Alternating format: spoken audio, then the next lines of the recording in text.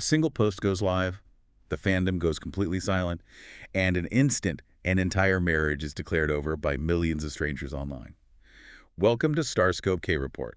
Join Eric and Minji as they ride the Hallyu wave, uncovering the biggest K-pop comebacks, shocking industry controversies, and major K-drama updates. From internet-breaking rumors to historic chart milestones, we dive deep into the world of Korean entertainment. And if you love staying updated on your favorites, make sure you're subscribed to StarScope K-Report. We've got some really big scoops ahead today. Yeah, hit that subscribe button so you never miss a KT update.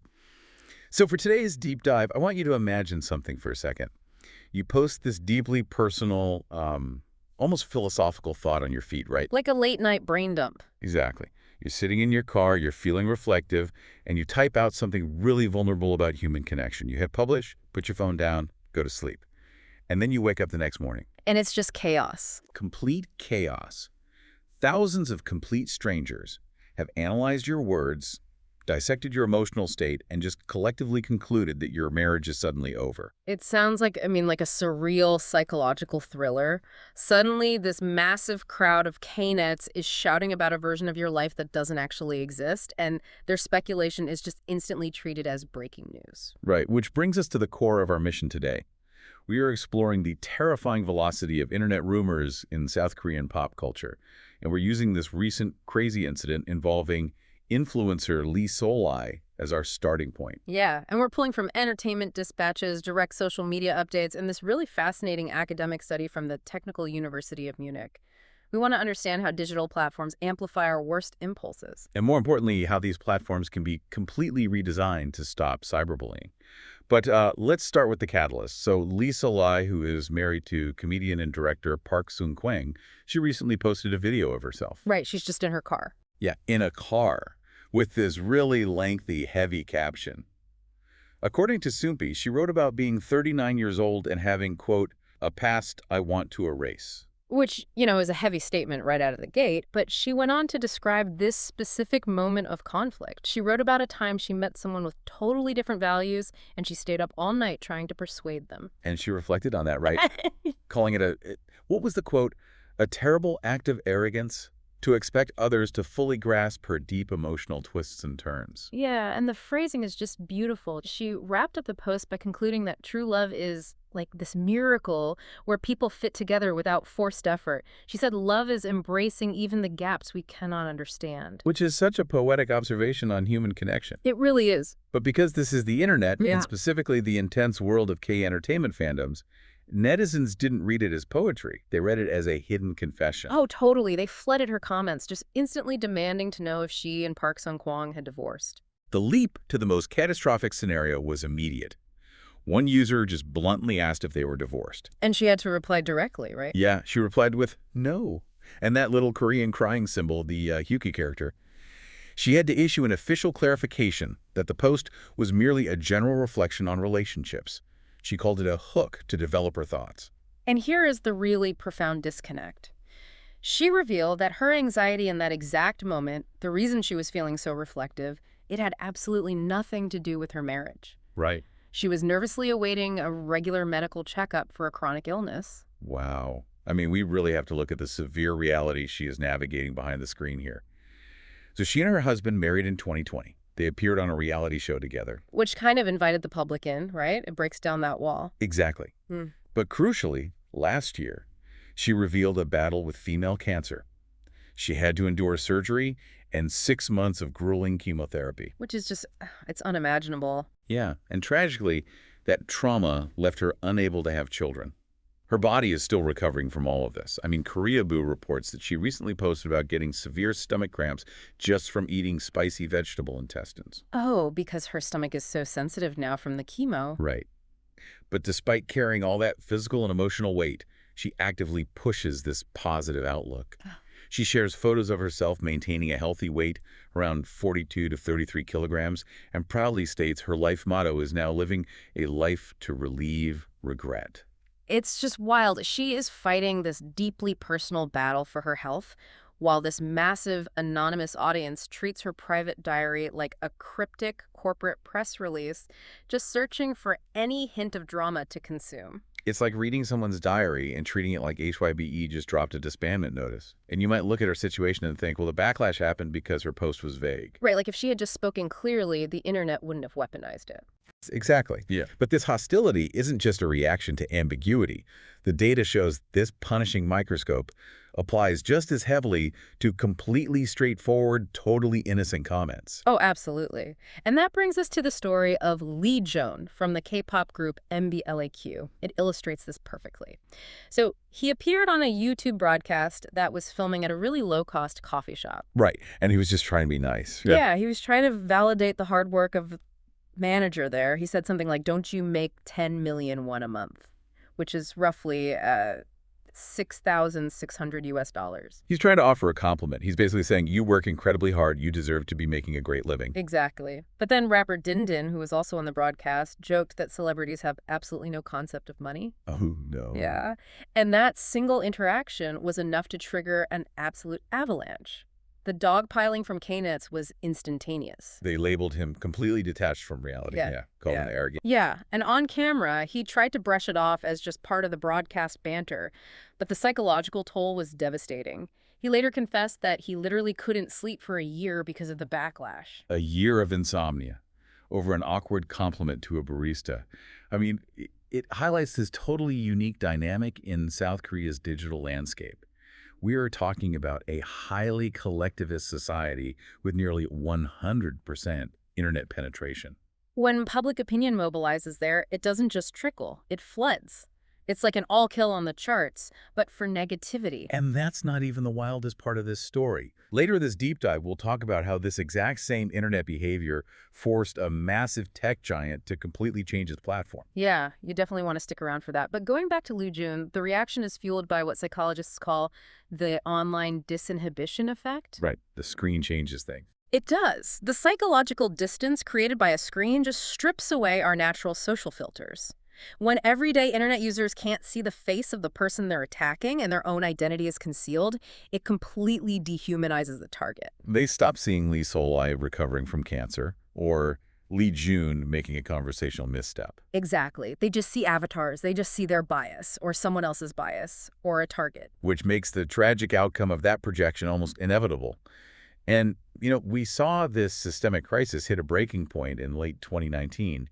Two prominent K-pop stars, Sully and her close friend Guhara, both died by suicide within weeks of each other. It was a period of mourning that the Hallyu wave had never really seen before. It forced a massive industry-wide reckoning regarding how digital spaces operate. And this is where the researchers from the Technical University of Munich come in.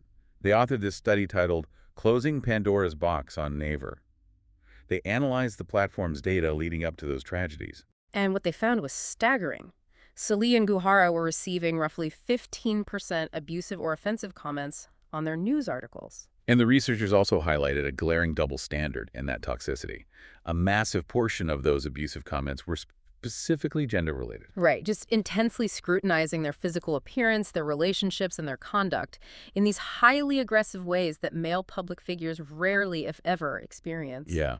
And the hostility was actually baked into the user interface itself. Never allowed users to leave emoticon reactions on news articles, right? Yeah, and the study found that the most frequent reaction on articles about Sully and Guhara was the mad face emoticon.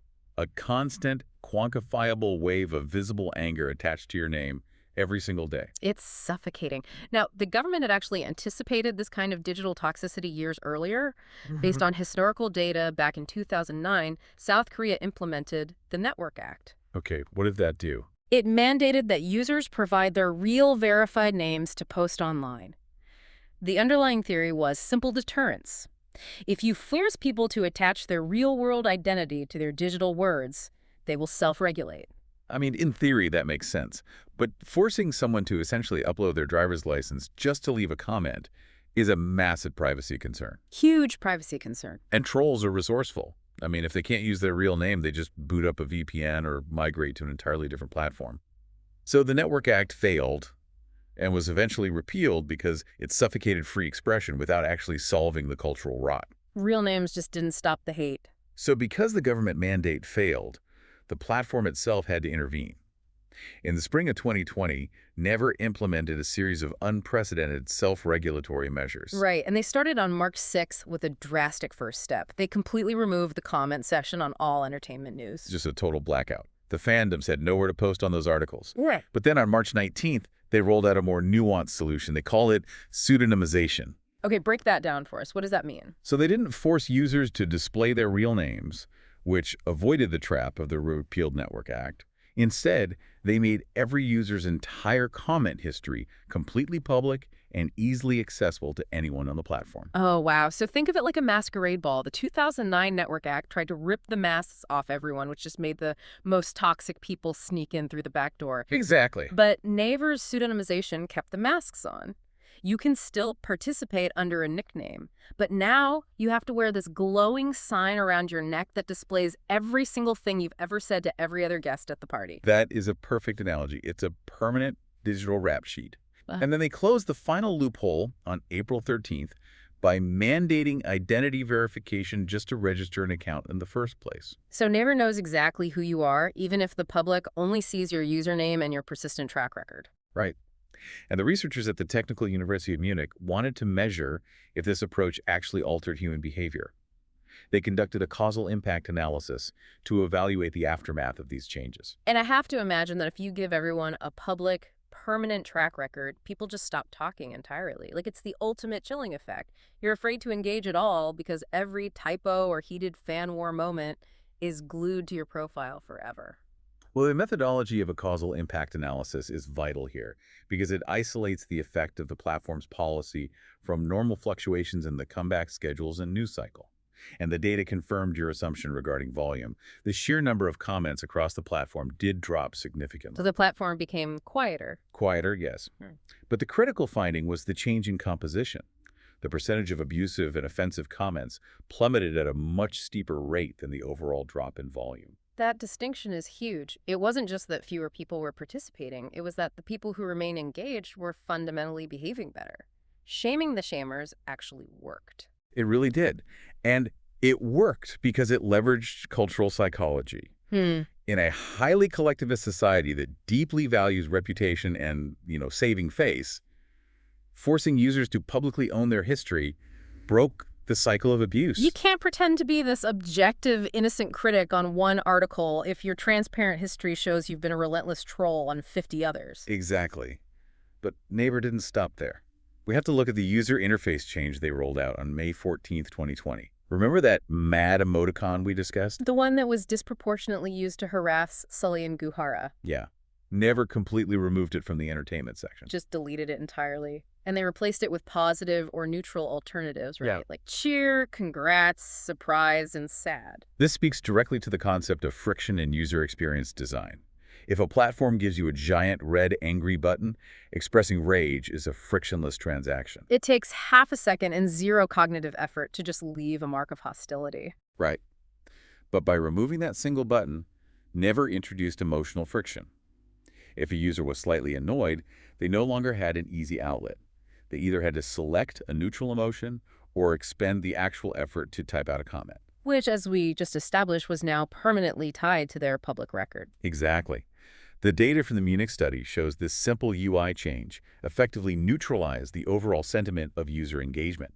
Just by taking away the path of least resistance for outrage, the entire platform's mood shifted. It really challenges that cynical assumption we all have, right? That toxic internet culture is just an inevitable reflection of human nature. We often look at the vitriol online and assume people are simply awful when given anonymity. But Naver's data proves that human behavior online is heavily dictated by digital architecture. If a platform hides your history and hands you a megaphone for your anger, you will act without consequence. But by introducing reputation transparency and removing the mechanics that amplify rage, Naver proved that a platform can dramatically reduce harm. They actively chose to sacrifice a degree of overall user engagement, those sheer volume metrics that investors love, to protect human lives. And we saw the crushing weight of that unchecked architecture in our examples today. Lee Solai, who is navigating the painful aftermath of cancer, found her thoughtful reflections twisted into a massive divorce scandal. Lee Jones suffered a year of insomnia over a completely misunderstood compliment. And tragically, we saw how that same systemic hostility cost Sully and Guhara their lives. But the data-driven steps taken by Naver offer a blueprint. It proves the digital world doesn't have to be a consequence-free environment where the loudest, angriest voices dominate. It just requires platforms to prioritize user safety over frictionless outrage, utilizing design choices that actually encourage accountability. Which leaves you with a profound question to chew on. If making comment histories visible and removing a single mad button can drastically reduce online hate and literally save lives, what does that reveal about the environments on our favorite Western social media platforms? That is a great question. Are the daily outrage cycles on your feed an accident of human nature, or are they deliberate design choices? If these massive platforms were willing to sacrifice just a fraction of their daily engagement metrics, could they fix the toxicity tomorrow? The architecture is always a choice. The next time you open an app and feel your blood pressure rising, take a second to look at the buttons on your screen. Think critically about the architecture of the digital spaces you inhabit and ask yourself, what kind of behavior is this platform designing you to have? You've been listening to StarScope K-Report, where Eric and Minji bring you the stories shaping K-pop, K-dramas, and the global Hallyu wave. Thanks for tuning in, and don't forget to subscribe for more stories that keep the stars shining.